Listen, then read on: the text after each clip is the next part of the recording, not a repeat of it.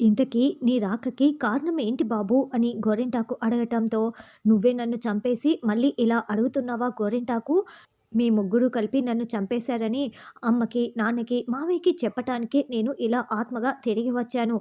నిజం చెప్పి మిమ్మల్ని పోలీసులకి పట్టించేదాకా ఆత్మగా ఈ ఇంట్లోనే తిరుగుతూ ఉంటాను అంటూ చెర్రీ చెప్పి మాయమైపోతాడు.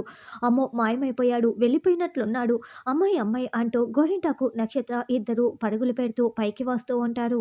అపూర్వ తీవ్రంగా ఆలోచిస్తూ నిలబడి ఉంటే వీళ్ళిద్దరూ వచ్చి అపూర్వపై పడి ముగ్గురు బెడ్‌పై పడిపోతాడు. అపూర్వ నడుం విరిగిపోతుంది.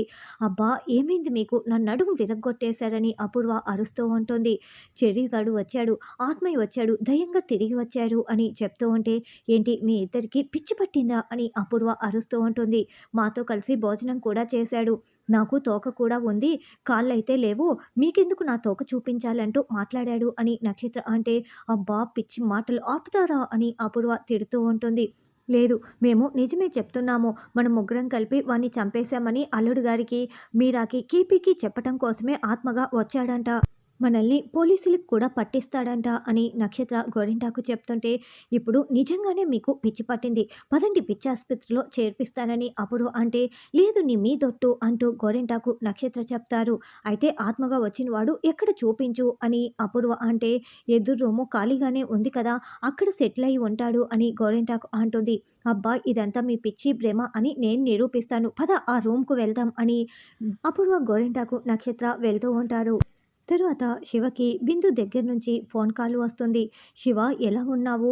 నీ మాట వినాలనిపించి మా అమ్మ ఫోన్ తీసుకొని చాటుగా ఫోన్ కాల్ చేస్తున్నాను" అని బిందు అంటే, "నువ్వెలా ఉన్నావని" శివ అంటాడు.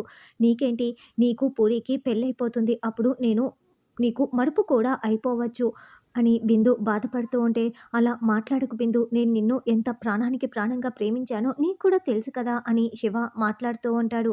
అప్పుడే అటుగా వెళ్తున్న భూమి దూరం నుంచి శివని చూసి, "ఓ, పూరితో ఫోన్‌లో మాట్లాడుతున్నాడా" అని అనుకుంటూ కిందికి వస్తుంది. కింద చూస్తే పూరి పువ్వులు, రంగులు రెడీ చేసుకుంటూ ఉంటుంది. అదేంటి, పూరి ఇక్కడే ఉంటే మరి శివ ఎవరితో ఫోన్‌లో మాట్లాడుతున్నాడు అని అనుకుంటూ మళ్ళీ భూమి పైకి వస్తుంది. అక్క వల్ల ఎంగేజ్‌మెంట్ ఆగిపోయినా కూడా దానికి సంతోషపడాలో, మళ్ళీ ఎక్కడ ఎంగేజ్‌మెంట్ గురించి మాట్లాడతారో అని టెన్షన్ పడాలో అర్థం కావటం లేదు అని శివ బాధపడుతూ ఉంటే, "మన సమస్యకి పరిష్కారం ఏంటో నాకు కూడా అర్థం కావటం లేదు" అని బిందు ఏడుస్తూ ఉంటుంది. సరిగ్గా అప్పుడే భూమి అక్కడికి వస్తుంది. చూస్తే శివ రాసుకుంటూ ఉంటాడు.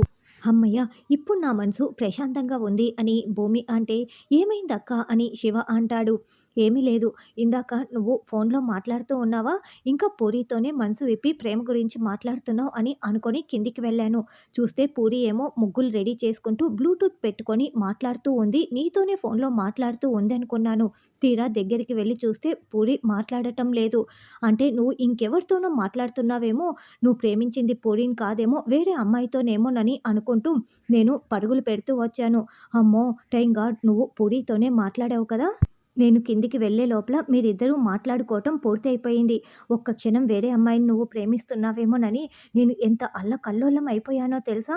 నా కాపురం మళ్ళీ అల్లకల్లోలం అయిపోతుందని చాలా టెన్షన్ పడ్డాను. కాదు కదా, నువ్వు పూరినే ప్రేమిస్తున్నావు. ఇప్పుడు నాకు ప్రశాంతంగా ఉంది అని భూమి చెప్తుంది. ఇప్పుడు నా కాపురం బాగున్నట్లే అని భూమి వెళ్తుంది. ఇక శివ కుప్పకూలి, "అయ్యో అక్క! నేను ప్రేమిస్తున్నది పూరిని కాదు బిందునని నీకు ఎలా చెప్పనక్కా" అని శివ బాధపడుతూ ఉంటే, ఇంకోవైపు ఫోన్ మాట్లాడి పూర్తి చేసిన బిందు కుప్పకూలి ఏడుస్తూ ఉంటుంది. "ఎక్కడ? ఆ చెర్రీగాడి ఆత్మ ఈ గదిలోనే ఉందని చెప్పారు కదా! ఎక్కడ? ఆత్మ ఎక్కడ?" అని అపూర్వ అడుగుతూ ఉంటే, "లేదు, ఖచ్చితంగా ఇక్కడే ఉంటుంది. నువ్వు బాగా చూడు" అని నక్షత్ర, గోరింటాకు దేవుడి పటాలు పట్టుకొని వణికిపోతూ ఉంటారు. అప్పుడే ఉన్నట్లుండి బాత్రూమ్ డోర్ క్లోజ్ అయిపోతుంది. అదిగో బాత్రూమ్ డోరు సౌండ్ వచ్చింది. అంటే చెర్రీ ఆత్మ ఇప్పుడు కాలకృత్యాలు తీర్చుకోవటానికి వెళ్ళి ఉంటుంది. ఎందుకంటే ఇందాకే తిన్నాడు కదా అని నక్షత్ర గోరింటాకు అంటే, "అబ్బా! ఆత్మలెక్కడైనా వాష్‌రూమ్‌కి వెళ్తాయా? మీకు పిచ్చి బాగా ముదిరిపోయింది" అని అపూర్వ అంటే, "లేదు లేదు, నువ్వు వెళ్లి చూడు, కావాలంటే నీకే తెలుస్తుంది. అక్కడ ఎవరూ ఉండరు" అని నక్షత్ర, గోరింటాకు చెప్తారు. అప్పుడే అపూర్వ వాష్‌రూమ్ దగ్గరికి వచ్చి, "ఎవరు లోపల? మర్యాదగా డోర్ తెరవండి. తెరుస్తారా లేదా?" అని అరుస్తూ ఉంటుంది. అప్పుడే కేపీ వాష్‌రూమ్‌లో నుంచి బయటికి వచ్చి అపూర్వ వైపు కోపంగా చూస్తూ ఉంటే, నక్షత్ర గోరింటాకు వైపు అపూర్వ కోపంగా చూస్తూ ఉంటుంది. తరువాత భూమి శారద, పూరి, శివ నలుగురు గార్డెన్‌లో కూర్చొని క్యారమ్స్ ఆడుకుంటూ, కబుర్లు చెప్పుకుంటూ చాలా ఎంజాయ్ చేస్తూ ఉంటారు. గగనేమో టెర్రస్‌లో నిలబడి కింద నవ్వుతూ మాట్లాడుతున్న భూమిని చూస్తూ ఎటో వెళ్ళిపోయింది మనసు అని పాట పాడుకుంటూ, భూమికి ప్రేమలేఖ రాసుకుంటూ రెడీ చేసుకుంటూ ఉంటాడు. ఏంటండి ప్రశాంతంగా వాష్‌రూమ్‌కి కూడా వెళ్ళనివ్వరా? అడ్డు తప్పుకోండి అంటూ కేపీ వెళ్తూ ఉంటే, కేపీ నీ రూమ్‌లో వాష్‌రూమ్‌కి వెళ్ళకుండా ఇక్కడ వాష్‌రూమ్‌లోకి ఎందుకు వచ్చావు? అని అపూర్వ నిలదీస్తూ ఉంటుంది. ఏంటండి నా వాష్‌రూమ్‌లో వాటర్ రావటం లేదు. అందుకే ఇక్కడికి వచ్చాను. ఏంటి నాకు ఉపయోగించుకునే హక్కు కూడా లేదా? దీనికి కూడా నిలదీస్తూ ఉంటారా? అని కేపీ అంటాడు. అన్నట్లు నిన్నటి నుంచి చెర్రీ కనిపించట్లేదు. వాడు కనిపించట్లేదని కొంచెమైనా బాధ మీలో కనిపించట్లేదే అని కేపీ అంటాడు. నేనెందుకు బాధపడాలి అని అపూర్వ అంటే, వాడు నా కొడుకు మాత్రమే కాదు మీకు అల్లుడు కూడాను. చెర్రీ కనిపించకపోతే మీకు కంగారు ఉండాలి కదా అని కేపీ అంటే, నా కూతురు మెడలో బలవంతంగా ఇష్టం లేకపోయినా తాళి కట్టాడు. అలాంటిది వాడు కనిపించకపోతే నేనెందుకు కంగారు పడాలి? అయినా కూడా ఇలా వెళ్ళిపోవడం, కనిపించకుండా మళ్ళీ తిరిగి రావటం వాడికి అలవాటే కదా అని అపూర్వ అంటుంది. అపూర్వ గారు, వాడు కనిపించట్లేదన్న దిగులుతో మీరా మంచం పట్టేసింది. నాకేమో ఏమీ పాలు పోవట్లేదు. మీరేమో తేలిగ్గా తిరిగి వచ్చేస్తారులే అని చెప్తున్నారు. నాకేమీ అర్థం కావటం లేదు అని కేపీ వెళ్తూ ఒక్క క్షణం ఆగి గోరింటాకు నక్షత్ర చేతుల్లో ఉన్న ఆంజనేయ స్వామి పటాలను చూసి, ఏంటి ఆ పటాలను పట్టుకొని తిరుగుతున్నాడని నిలదీస్తూ ఉంటే, అంటే ఆంజనేయ స్వామి ధైర్యాన్ని ఇస్తాడని పట్టుకొని తిరుగుతున్నాంలే, ఇది ఒక రకమైన వ్రతం అని గోరింటాకు అంటుంది. మీకేమైనా మీరు చెప్తున్నది మాట్లాడుతున్నది అర్థమవుతోందా అంటూ కేపీ వెళ్ళిపోతాడు.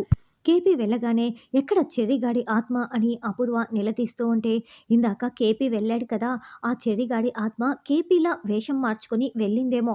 ఆత్మలకి వేషం మార్చటం చాలా తేలిక కదా అని గోరింటాకు అంటే, అబ్బా నాకు పిచ్చి పట్టిస్తున్నారు అని అపూర్వ తల పట్టుకుంటుంది. అప్పుడే నక్షత్ర గోరింటాకు తిరిగి చూడగా అక్కడ చెర్రీ లెగ్ పీసులు తింటూ ఉంటాడు. అదిగో ఆత్మ అక్కడే ఉంది అక్కడే ఉంది అని గోరింటాకు నక్షత్ర కళ్ళు మూసుకొని అపూర్వని చూడమని చెప్తూ ఉంటే, అపూర్వ తిరిగి చూసే లోపలే చెర్రీ అక్కడ మాయమైపోతాడు. మిమ్మల్ని కొట్టేస్తానంటూ వాళ్ళిద్దరి తలలపై మొటిక్కాయలు ఇస్తూ ఉంటుంది.